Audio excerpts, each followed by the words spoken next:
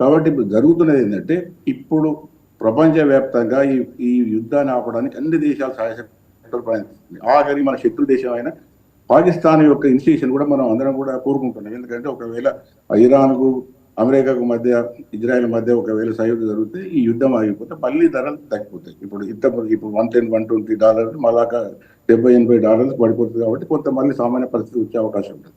కానీ అంతర్జాతీయ పరిస్థితి చూస్తే అది దీర్ఘకాలం పోతుందా అనేది ఒక భయం అవుతుంది. కాబట్టి ఈ భయాలు, షార్టేజీలు ఇవన్నీ కూడా రేపు భవిష్యత్తులో కేవలం ఇది ఒక చిన్న ఏదో హోటల్స్ లేకపోతే కేటరింగ్ లేదా హాస్టల్స్ అని చిన్న సమస్య కాదు. ఇది మొత్తం టోటల్ ఆర్థిక వ్యవస్థ మీద పెను ప్రభావం చూపే అవకాశం ఉండదు. కాబట్టి ఇది రాబోయే కాలంలో యుద్ధం ఇదే విధంగా ఉంటే మాత్రం అన్ని అంటే డీజిల్ రేటు పెరుగుతుంది, పెట్రోల్ పెరుగుతుంది, డొమెస్టిక్ గ్యాస్ రేటు పెరుగుతుంది, ఈ కమర్షియల్ కూడా పెంచారు. ఇంకా భవిష్యత్తులో కూడా ఒకవేళ ఇంటర్నేషనల్ మార్కెట్స్ రేట్స్ కు మనం అడ్జస్ట్ చేస్తామంటే అక్కడ రేట్లు పెరిగినా కొద్ది ఇక్కడ మన దగ్గర కూడా పెరుగుతాయి. కాబట్టి భవిష్యత్తులో ఏం జరుగుతుంది అనేది ఆ యుద్ధం మీద డిపెండ్ అయినది. కాబట్టి ఆ యుద్ధం ఒకవేళ మనం అందరం కోరుకున్న తొందరగా అది ఆగిపోతే ఈ సమస్య కొంత పరిష్కారం దొరుకుతుంది. రెండోది ఏంటంటే ప్రభుత్వం కూడా ఈ ఇంపోర్ట్స్ అంటే ఇప్పుడు ఉదాహరణకు ఇప్పుడు ఇన్నోవేషన్స్ చేస్తున్నారు. ఇక్కడ NIT వరంగల్ వాళ్ళు ఒక ఎలక్ట్రిక్ స్టవ్ తయారు చేశారు. దానివల్ల పెద్ద ఎత్తున మనం ఎలక్ట్రిసిటీని వాడుకొని గ్యాస్ వాడుకోకుండా ప్రత్యామ్నాయం కూడా వంట చేసుకోవచ్చు. లేదా మిగతా కమర్షియల్ కూడా పెద్ద ఎత్తున చేస్తే అంటే ఒక విధంగా గ్యాస్ మీద పూర్తిగా ఆధారపడి మనం అవసరాలు తీర్చుకోకుండా ఈ ఆర్థికేతర అంశ అంటే ఇది ఈ ఇంపోర్ట్స్ కాకుండా దేశవాళీగా ఏదే వస్తున్నాయో ఇది మన వనరులను వాటిని వాడుకొని కొంత మన అవసరాలు తీసుకోవడానికి ప్రత్యామ్నాయ మార్గాలు కూడా దానిలో ఇప్పుడు సోలార్ ఎనర్జీ పెద్ద చేసి EV వెహికల్స్ అంటే కొంత ఇంపోర్ట్స్ మీద మనం ఆధారపడడం కొంత తగ్గించుకునే అవకాశం ఉండాలి. ఉదాహరణకు చైనా తీసుకుంటే చైనా యుద్ధం రాకముందు నుంచి వాళ్ళు విపరీతమైన ఇంపోర్ట్ తీసుకుంటారు. ఇంపోర్ట్స్ చేసుకొని వాళ్ళు ఇప్పుడు 6 నుంచి 7 నెలల స్ట్రాటజిక్ ఆయిల్ రిజర్వ్స్ ఉన్నాయి. మన దగ్గర దాదాపు ఒక 60-70 రోజులు అంటే 2 నెలల పైచలకు ఉంది. తర్వాత వాళ్ళు EV వెహికల్స్ పెద్ద ఎత్తున టర్న్ అయ్యారు. అంటే పెట్రోల్ డీజిల్ వాడే బదులు ఎలక్ట్రిక్ వెహికల్ వాడుతున్నారు. అట్లాగే మనం కూడా అంటే 2 దేశాలు పెద్ద దేశాలు చైనా ఇండియా ఆయిల్ ఇంపోర్ట్స్ లో పెద్ద దాదాపు 2 కలిసి 50% ఉంటుంది మొత్తం ఇంపోర్ట్స్ లో.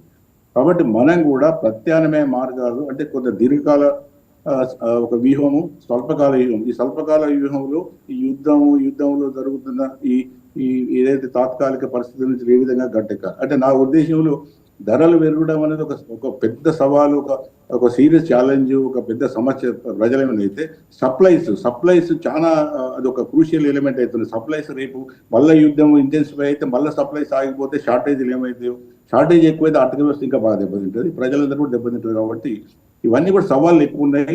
ఈ సవాళ్ళని ఇంతవరకు కూడా ఒక విధంగా మన ప్రభుత్వం చేసిన మోడీ ప్రభుత్వం అన్న కేంద్ర ప్రభుత్వంలో మోడీ BJP ఉంటాడు, ప్రభుత్వం ఉంటుంది, ప్రభుత్వ యంత్రాంగం ఉంటుంది.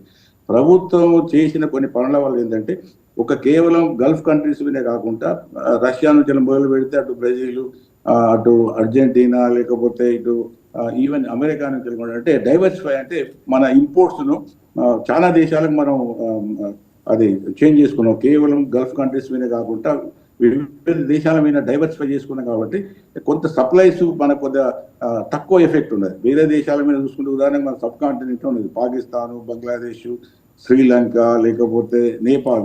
ఈ దేశాలలో షార్టేజ్ ఉన్నది, ధరలు బాగా పెరిగినాయి. పాకిస్తాన్లో అయితే వాళ్ళ మినిస్టర్ చెప్పిండు నిన్న పార్లమెంటులో, ఏది పాకిస్తాన్ ఆయిల్ మినిస్టర్ చెప్పిండు ఇండియాలో 60-70 రోజుల వరకు స్ట్రాటజిక్ ఆయిల్ రిజర్వ్స్ ఉంటే మన దగ్గర ఒక రోజు కూడా లేదు. మనం కమర్షియల్గా ఒక వారం రోజుల వరకే ఉన్నది.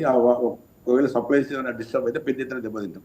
అక్కడ 2 ఇంతలు పెరిగింది. పెట్రోల్, డీజిల్ రేట్స్ అన్ని రేట్లు కూడా మోర్ దాన్ 2 times పెరిగినాయి. దాదాపు $400 పై చిలుకున్న దగ్గర లీటరు ఇది పాకిస్తాన్. అంటే ఎఫెక్ట్ అవుతున్నది. నాట్ ఓన్లీ అమెరికాలో కూడా మా సన్స్ డాక్టర్ వాళ్ళు ఉంటారు, వాళ్ళు అడిగితే వాళ్ళ దగ్గర కూడా రేట్స్ పెరిగినాయి బాగా. అక్కడ కూడా గ్యాసోలిన్ అంటారు, అక్కడ కూడా రేట్స్ పెరిగినాయి. ప్రపంచం మొత్తం మీద రేట్స్ పెరుగుతున్నాయి. ఈ విషయం అందరూ కూడా మీ ప్యానల్ ఉన్న వాళ్ళందరూ కూడా దయచేసి మీరు రాజకీయం చేయకుండా విషయాలుగా మాట్లాడండి. ఏ ప్రభుత్వం ఉన్నా కూడా ఏం చేసే అవకాశం ఉంటుంది.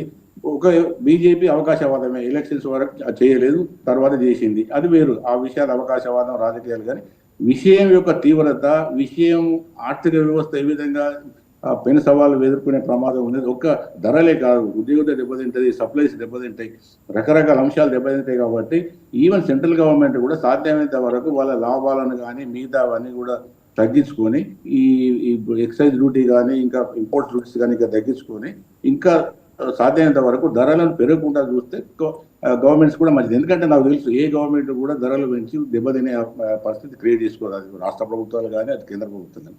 కానీ ఇన్విటేబుల్ ఉన్న సందర్భాలలో మాత్రం ఇప్పుడు ఇది మాత్రం మన ఏ ప్రభుత్వం చేతుల్లో లేదు, రాష్ట్ర ప్రభుత్వాల చేతుల్లో లేదు, కేంద్ర ప్రభుత్వం చేతుల్లో లేదు. కాబట్టి భవిష్యత్తు ఏ విధంగా టర్న్ అవుతున్నది అల్టిమేట్ గా నిర్ణయించేది గల్ఫ్ వార్ ఒకవేళ తొందరగా డిసైడ్ అయితే మళ్ళీ ఇంటర్నేషనల్ మార్కెట్లో రేట్ స్టెబిలైజ్ అయ్యి తగ్గితే మాత్రం ప్రభావం తక్కువ ఉంటుంది. లేదా దీర్ఘకాలం పోతే మాత్రం భారతీయ ఆర్థిక వ్యవస్థ వృద్ధి రేటు, ఎంప్లాయ్మెంటు, ధరలు అన్నీ కూడా దెబ్బతినే అవకాశం ఉంటుంది. కాబట్టి సవాళ్ళు మాత్రం చాలా ఎక్కువగా ఉన్నాయి.